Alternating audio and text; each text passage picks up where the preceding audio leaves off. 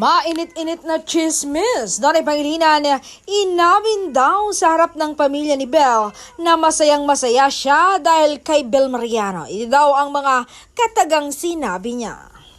Sa milyong pagkakataong pwedeng hindi kami magkatagpo ni Belle, nagtagpo pa rin kami. Sa lahat ng pwede kong makilala, siya ang dumating.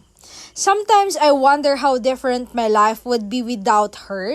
Siguro mas tahimik pero hindi ganito kasaya. She's the kind of presence that makes everything feel lighter. The kind of love that makes life worth it.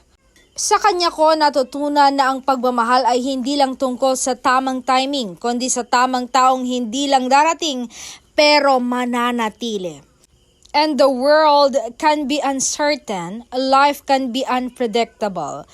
Pero kung may isang bagay akong sigurado, yun ay eto, swerte ako kasi siya ang kasama ko. Siya ang dumating.